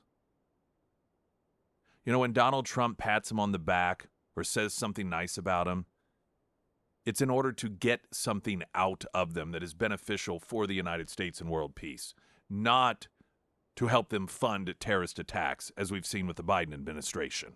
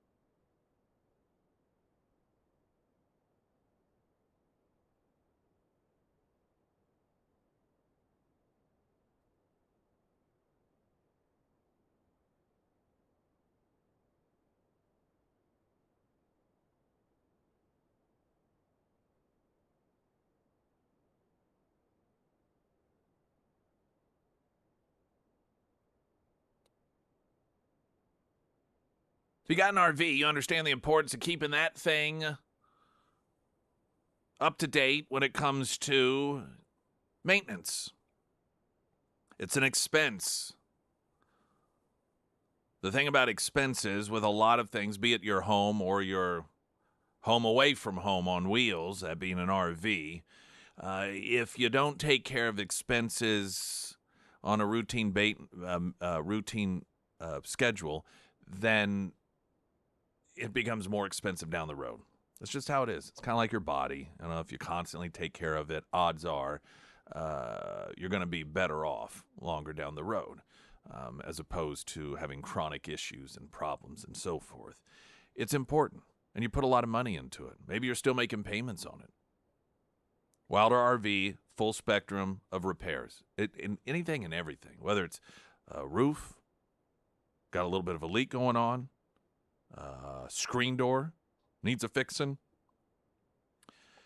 any sort of electrical issues, slide-out motors, appliance parts, even the hitches. You need hitches. I mean, when it comes to anything and everything, Wilder RV can take care of you. And, of course, that includes buying your first RV or your 10th RV. They also have free on-site sewer dump. So that's pretty important as well. You can check them out, wilderrv.com. They're in Clinton, Missouri, just over an hour north on 13. They're fantastic people. They're low pressure, if any pressure at all. I can't stand being sold to. They don't do that. And their website is great because it's got transparent pricing. That is what you see. And you can see that at wilderrv.com. KSGF.com under Nick's endorsements as well. That's Wilder RV. There's a Breitbart story regarding a letter obtained by USA Today. Obtained by. And it's a group of more than 200 former aides for former President George W. Bush, Senator Mitt Romney, and former Senator John McCain, writing that they are reuniting and joining with former staffers and former President George H.W. Bush to endorse Kamala Harris and Tim Walz. The letter states, we reunite today, joined by new George Herbert Walker Bush alumni to reinforce our 2020 statements and for the first time jointly declare that we're voting for Vice President Kamala Harris and Governor Tim Walz this November, the letter states. The letter from the former aides come years after hundreds of aides to Bush and McCain endorsed President Joe Biden in the 2020 presidential election. Among those who signed the letter, David Bentley, who served as the legislative staff assistant to John McCain. John McCain, who helped get the ball rolling on the fake Russian dossier, by the way. That highly ethical guy. Thomas Bilbao, who served as the deputy director of operations at the Department of Housing and Urban Development under former President George W. Bush. Vicki Blanton, who served as the director of scheduling for Romney's presidential campaign in 2012. So, in other words, these are people that are irrelevant to your lives.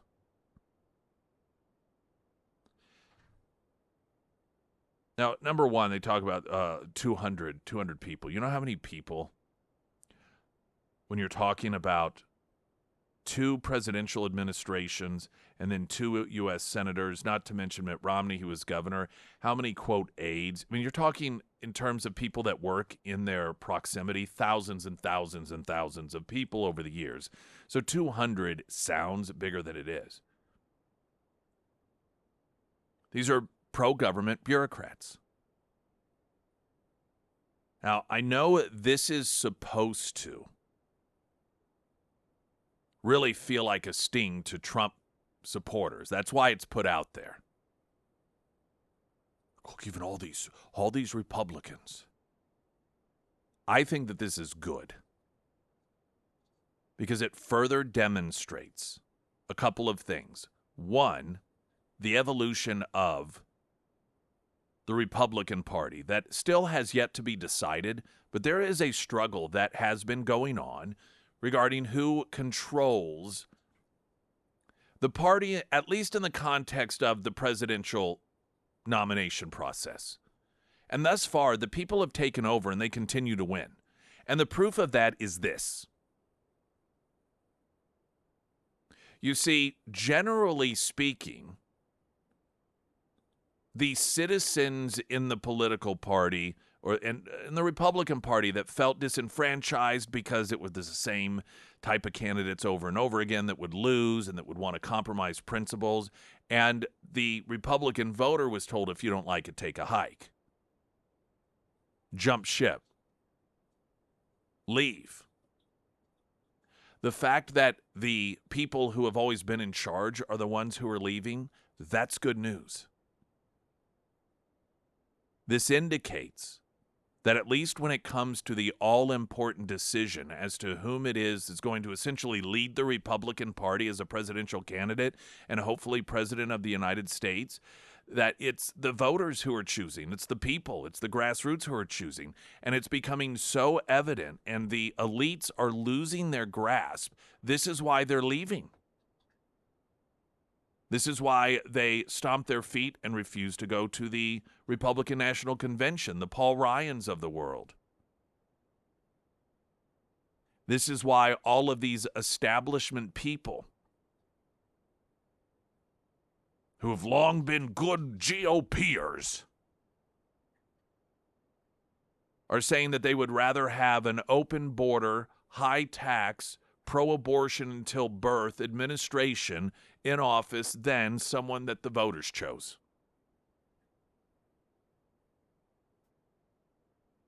It's also good because it demonstrates the further difference between the modern Democrat Party and the modern Republican Party. The Democrat Party is the opposite of this. The Democrat Party is the party that tells its voters this is the way it's going to be, whether you like it or not. Vote for this guy. They are dutiful, they are obedient, they do it, only to be told, actually, we've changed our minds. Now you'll pick this woman. Actually, you know what? We'll take you picking it out of it altogether. We're just telling you now, this is the one it's going to be. Not going to run for a single contest. She's not going to get a single vote from any of you.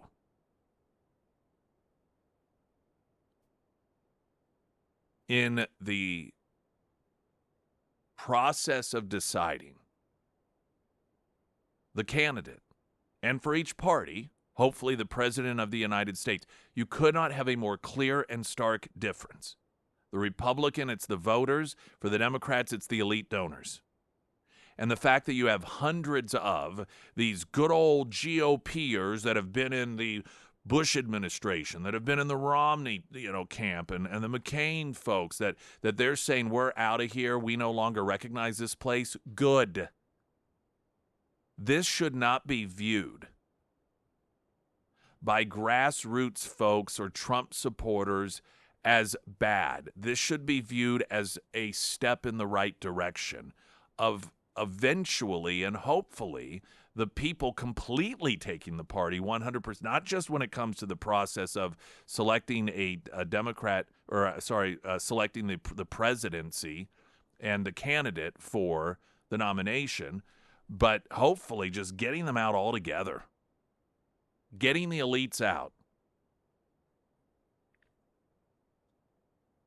This further defining of the party of elites versus the party of the people. If I were Donald Trump, my next event in which there were cameras, I'd have this letter with all these signatures, and I would hold it up and say, we're winning. This right here, this shows we are winning. And when I say we, I don't mean Team Trump. I mean the American people. The citizens are winning, within the Republican Party at least, when these people start saying this isn't where we belong any longer. Good. Springfield's Talk 1041, latest news update.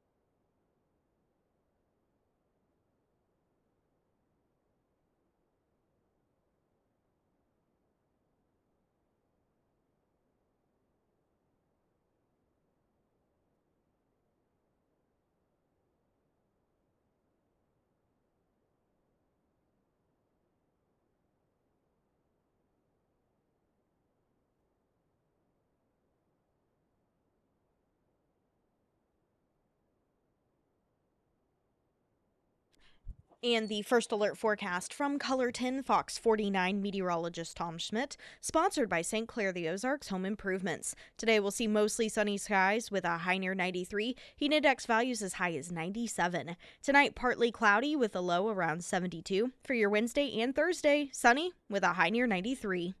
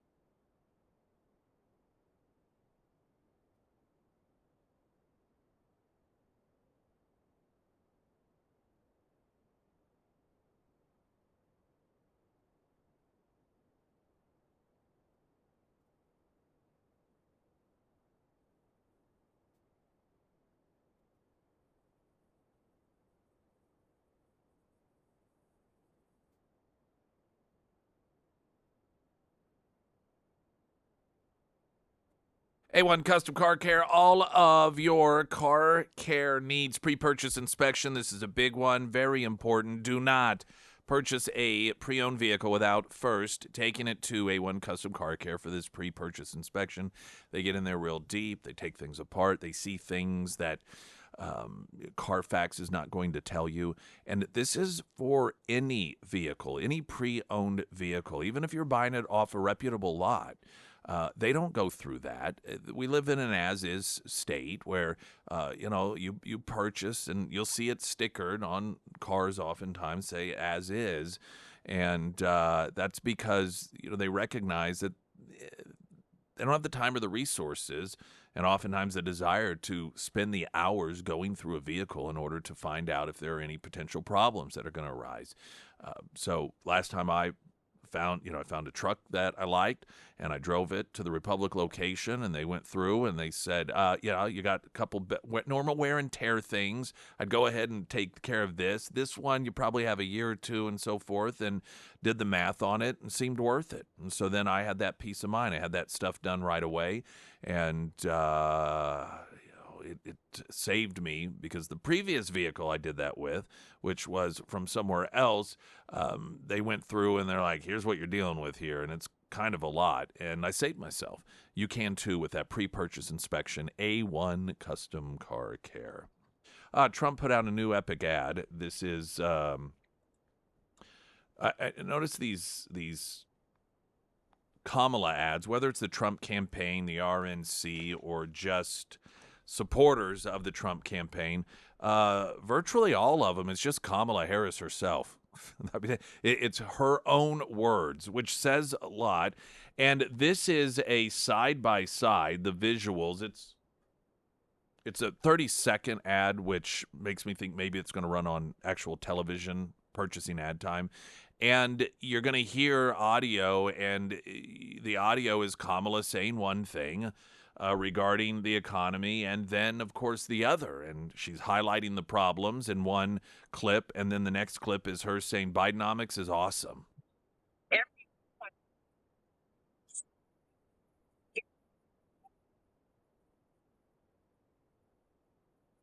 A loaf of bread costs 50% more today. Ground beef is up almost 50%. There's not much left at the end of the month. Biden is working. The price of housing has gone up. It feels so hard to just be able to get ahead. And we are very proud of Bidenomics. The thing about ads like this, they are spot on. They're on point. They do resonate with a lot of folks. There is an acknowledgement of where we are, finally, after a couple of years of denying that the economy is not good. But then you have, at other times, saying everything's working just fine. Everything is working the way that they want it to work. This is Bidenomics. Bidenomics is working. The goal, of course, is to put that out so people know. Do you want to continue on this path? There is a segment of the Democrat voting base, and this is the younger people. I saw these numbers out, particularly women, I think ages 18 to 24 or something. And just overwhelmingly want to continue going in the same direction in this country. For guys, it's the other way. They want to go back to the way it was when it didn't cost as much to feed your kids, when it didn't cost as much to buy a home, everything didn't cost as much. Which is actually a pretty amazing thing. Because there is a stereotype that females are more compassionate and caring, particularly when it comes to the ability to take care of their families. And to have men be the one, the category that is more concerned about that, are wanting to go back to an administration in which the policies made it easier to take care of your family. The policies were such that made it more likely when your kids are out of the house that they will be able to buy a home. You see interviews with so many young people, and they talk about they don't know that they'll ever be able to even buy their own home. I mean, what a sad thing. And just in like 4 years, the damage done to a country to where the American dream of owning your own home is something that they just feel like there's no way. You cannot do it. And this is what happens with big government policies. You create this massive gap in which the middle income people essentially go away. You have most people that are lower, on the economic ladder, lower income, and then you have a few that are higher income. And the vast majority of people can no longer afford a home. And increasingly, we're seeing that. I mean, you even look around. I hate seeing so many apartment buildings built because it brings up these images of former Soviet bloc countries where that's all anybody could afford. No one could afford homes other than those who were connected to the elites. There was no middle class. It was either you were connected to people in government, to the elites. You had government contracts. You whatever business you had, the government made sure that you were taken care of, and then everyone else lived in apartments.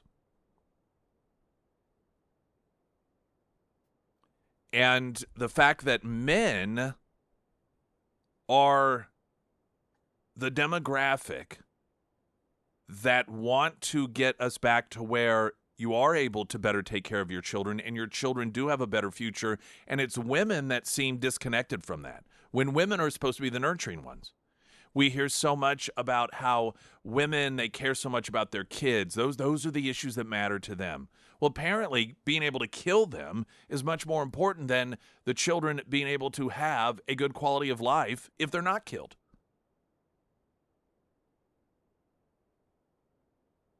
And to see this shift, which isn't, it's not, it's a more profound shift, I would say. We're seeing a greater divide between men and women, where men are voting or planning on voting based off of what is going to be best for their family, whereas women, seemingly, that is not of interest to them. Abortion is, being able to kill their own children, and they just hate Donald Trump. Hatred. And it's really sad because it's family and children that suffer because of that hatred and a desire to be able to kill them. I think that there should be an acknowledgement, an awakening, that this stereotype that exists about how in this country women are voting based off what they think is going to be best for their children, when that clearly is not the reality here. Now, I suppose they could try and rationalize that being poor and not being able to own your own home and just losing all hope of an independent life is somehow beneficial to children. But I think most parents who actually care about their kids, and, you know, maybe this is as I talk about it out loud, playing off of what we know about the different genders. When it really comes down to it, when a family is in danger, that is when the man stereotypically would stand up, head of the household. That's when he steps in. Maybe that's where we are in this country. Perhaps that's why men are, particularly younger men, instinctually, according to polling, are leaning more towards Trump. And it's not uncommon for women to vote Democrat and men to be more likely to vote for Republicans. But the divide's just getting much, much bigger. And perhaps part of that reason is because men are doing instinctually what it is that they have done in the past when they sense that the family is in danger, and that is, okay, now it's time for me to step in. And this is why, because things aren't as joyful and good, and hey, we don't have to worry about protecting our family so much. The differences are so vast, and they're seeing that, worrying, I'm not going to be able to take care of my wife and my kids, and that's why they are more leaning towards voting for Trump than perhaps they have been in the past. There's just clearly there is something going on here with the genders when it comes to the choice of presidency, and it's not all abortion. Because if it was all about abortion, this idea that, why is it that a guy would be more pro-life than a woman? If anything, you should think it would be the other way around, because a guy is the one who has to pay child support if he gets some gal pregnant and doesn't want to have anything to do with the baby, while the mother, that is her actual baby. So you would think, intellectually speaking and just in terms of compassion, that men would actually be more pro-abortion than women would be, given that it's their own children. So point being is I don't believe that this gap or divide is simply because of abortion. There's something else going on here. But it certainly runs counter to this stereotypical women vote for their children's future while men don't, because those roles have certainly been reversed. At least that's how it's being demonstrated right now through polling and how people indicate that they're going to vote in terms of this presidency. Springfield's Talk 104.1. I'm Nick Reed.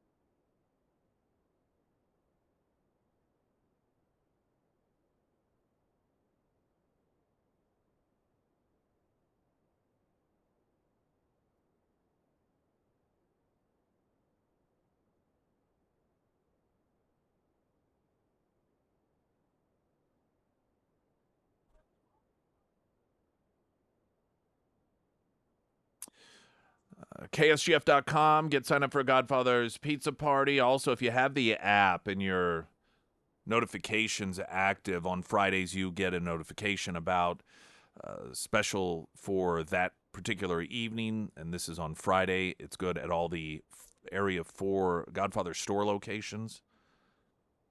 Nick's Battlefield Ozark in Springfield. And I want to remind you that coming up this Friday is another Heroes Breakfast. This is free breakfast for veterans thanks to Scramblers, Delta Roofing, Air Services, Heating, Cooling, Plumbing, Electrical, and Warrior's Journey, our new partners in that. Friday, 6A to 9A at Scramblers.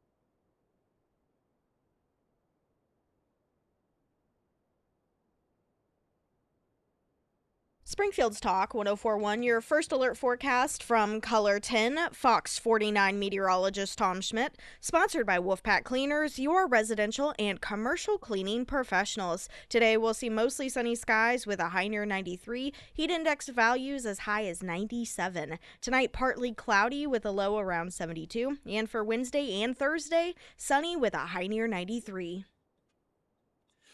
There's a lawsuit seeking to remove Missouri abortion rights measure from the November ballot. It has been submitted. This lawsuit are filed by State Senator Mary Elizabeth Coleman, State Rep Hannah Kelly, and Kathy Fork. They sued last year, challenging the cost estimate for a proposed constitutional amendment that would codify abortion up until birth in the Missouri Constitution. The campaign behind the proposal ultimately turned in enough signatures to win a spot on the November ballot. On Thursday, Coleman, Kelly, Fork, and Marguerite Forrest, the operator of a shelter for homeless pregnant women in St. Louis County, filed a new lawsuit in Cole Circuit Court, arguing the decision to place the amendment on the ballot should be reversed. The amendment violates the Missouri Constitution, the lawsuit argues, because it illegally includes more than one subject. It also fails to specify the laws and constitutional provisions that would be repealed if it were approved by voters, the lawsuit argues. Now, the argument here that the amendment violates the Missouri Constitution because, among other things, it illegally includes more than one subject matter is something that we talk about with a great extent on the program, particularly on Fridays with Tom Martz. This is something that is constantly ignored and has been left wildly open to interpretation. Some people may not understand the reason that it is a violation to have a number of different subject matters in a single vote. Or what they will do is claim, well, it all has to do with this one particular subject matter, therefore it is one subject. It's not a number of different issues. And this is the little test I do. If you read through anything that is up for a vote, whether it's constitutional amendment, new law, whatever, and there are some parts of it you support, but other parts of it you don't support, then it violates the Constitution. Because that is the purpose behind, or at least one of the purposes, I suppose someone could argue other benefits to requiring only one subject per vote. That way you don't have to sometimes vote for things you don't want to in order to vote for things that you do want to. Think of it as having separate candidates all on one vote, saying, well, okay, if you vote for this person, then you also have to vote for this one and that one. Well, what if you don't want those other two? Or what if you want two but not the third one? Putting people in a position in which they have to vote for this thing over here in order for this thing that they want to pass is not something that voters should be faced with, and they're not supposed to be faced with that. The way that, just give some sort of broad example here, this oftentimes gets rationalized is if you have a vote and it is to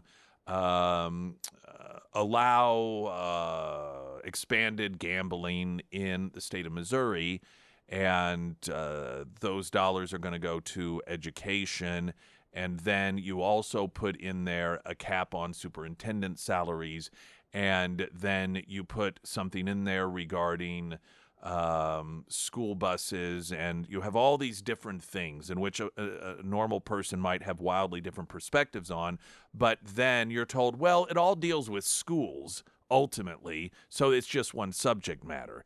That's how they get away with having numerous subjects within one vote oftentimes. But like I said, it's an easy test. If you find that you have differing opinions, like, well, I'm okay with this, but not that, then it's in violation.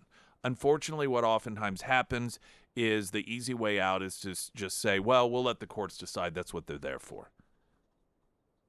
Many would argue that lawmakers or anyone who has a hand in the implementation of or the forwarding of any sort of legislation that's going to come to a vote also has a responsibility to make sure that it's not in violation of the Constitution. I mean, why would you put forth something that is in violation of the Constitution for people to vote on? I mean, this is part of what you are supposed to be doing as well, is to make sure that things that make it through or have a chance to make it through or be part of the Constitution, are not in violation of the laws. And instead, too often, there's just a passing the buck and, well, that's not my decision. I'm not a judge. So it'll be interesting to see where that goes. There is that challenge there that could potentially, depending on what some judge says, prevent it from being on the ballot in November. We'll see. There was it really is like watching a train wreck. Have you, Sarah, seen this video for the Late Show that has like Hillary Clinton, AOC, Pelosi, and it's supposed to be celebrating Kamala. No, I have not. It is. Am I missing so out? uncomfortable to watch. What has happened to the Democrat Party? Redstate.com. Okay. You can watch the video there. The title is Cringeworthy Late Show Video of Dems, including AOC, Pelosi, and Hillary celebrating Kamala. Actually, the funniest part of it is that it has one at a time all these women, and then they randomly throw Pete Buttigieg in there. It's like, wait a minute, what? Like, what? That that's kind of weird. What is like? Is there a theme here? What is? I don't know. It's just weird. It's almost like they were inviting people to point out certain things that might be somewhat obvious in a stereotypical way. That way they could accuse them of being homophobic or something. But it was just so weird. But I don't even know really how to describe the video other than just watching it. I'm not really even sure. I thought I was missing part of it somehow. I don't know if the video is an introduction to her coming out, or I just don't even know watching it. But it's so just we'll get it up so you can watch it yourself. It's not that long, but what happened to you Democrats? I remember when Democrats, this was the 90s in particular, and Obama, yeah, also, I suppose, but really in the 90s is when that's when Democrats became cool. Bill Clinton was playing the saxophone on Arsenio Hall with the sunglasses, and he talked about smoking marijuana, though he claimed he didn't inhale. Evidently, he did it for the flavor. I don't know. He was cool, and it just really kicked off this whole Democrats are the cool hip party. They're in it. They are the younger generation, and the Republicans, you got Bob Dole, this World War II veteran, and Republicans are old, they're stuffy, they don't have a sense of humor, where Democrats, they can joke around and be with it, and just they were cooler. And man, something happened. The DNC last week, they bring back some of these people, and it's almost like they haven't updated. They're still clinging on to what was cool 30 years ago. Like, remember Bill Clinton? Like, he's really old and gross now. You're really bringing him out? Yeah, he was cool in the mid-90s. But no, Hillary Clinton. These are elderly people, and not that there's anything wrong with elderly people, but just this party that used to be edgy and funny, and they have no sense of humor. They're just bitter, angry. They are collectively the old person standing on the lawn yelling at every kid that goes by. And meanwhile, the funniest memes that you see out there, the funniest quips and videos that are put together are done by Republicans. They're done by Trump supporters. And if back in the 90s you were to tell, me, a college kid at the time who recognized, man, the Republican Party is so just old and out of it and old-fashioned, and Republicans, it sucks because they're the cool kids and everything, that just wait a while, wait a couple of decades, and it's going to be flipped completely over to where it's like they're going to be putting out these videos that clearly they think are cool, but just are so cringy. Did you watch it? I heard you laughing over there. But I watched. What is going on? I don't know. So they're calling it the Pass the Buck dance, and they're doing this weird thing. Should they really be calling it Pass the Buck, given that's what this administration does with That's everything? what they're calling it, and they're doing this like weird thing where they put their hands up and down, and then they like throw them to the side, and the modifications, the retweet videos. Did you get to see those? That's the one I was laughing at. So, as usual, and this is illustrating my point, the Democrats have put out this video that is supposed to be hip and cool that is just uncomfortable to watch, but then you have Trump people or anti-Kamala people that take it and they customize it, and that's where it becomes funny. We'll put both videos up so you guys can watch them. Now, I saw in this article they're saying some call it the Pass the Buck dance. So I'm wondering if that is not by supporters, but people saying, oh, well, that makes sense because they pass the buck. Nothing is ever their fault. It's always somebody else's fault. The Biden one where they're tossing them to one another. That is pretty funny. You guys, man, just the humor, the everything that's joyful for a campaign that says, what is it? Strength of joy is the campaign slogan. They just suck it out of the room.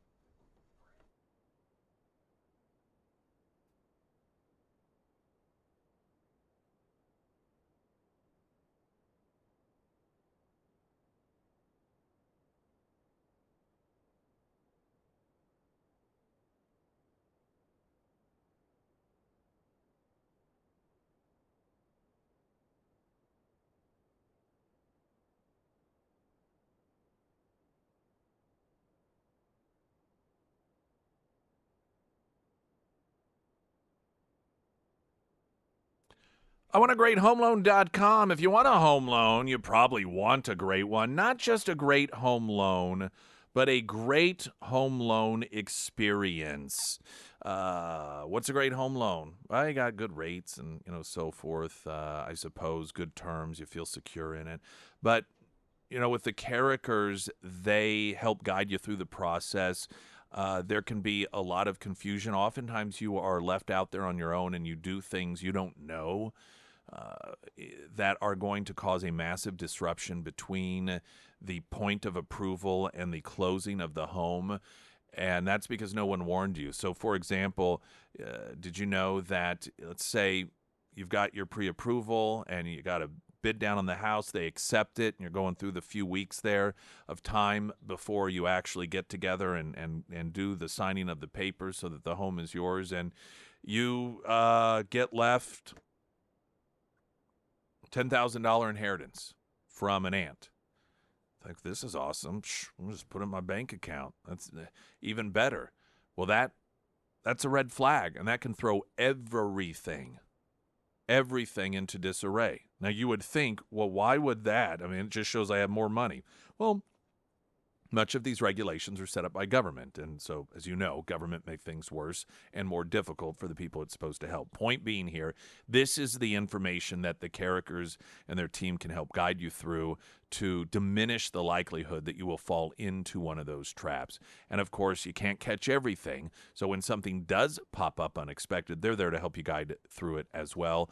I want a great homeloan.com because you do. I was mentioning this joy theme that they keep talking about, which it's like, okay, how somebody that they go overboard in telling you how honest they are, and you start like, you know what, if you're really that, I don't know, you seem to be really pushing this a lot. People that talk about, how rich they are, usually they're not so rich. Or people who talk about all the combat they've seen, like Tim Walz. Turns out maybe not so. It's people who talk a lot. And so there's like no joy whatsoever. These people are generally, culturally speaking, angry. They scream and yell. The whole reason that many of them acknowledge that they are voting the way they're voting is based off their hatred for another human being. I mean, this is what they acknowledge. But they continue to push this strength through joy thing. Have you noticed people on social media encouraging others to Google this theme that the Harris campaign and the Democrats have been pushing, strength through joy? Have you seen this yet? No. So I kept seeing it pop up, telling people, hey, this strength through joy, look this up, this new campaign theme.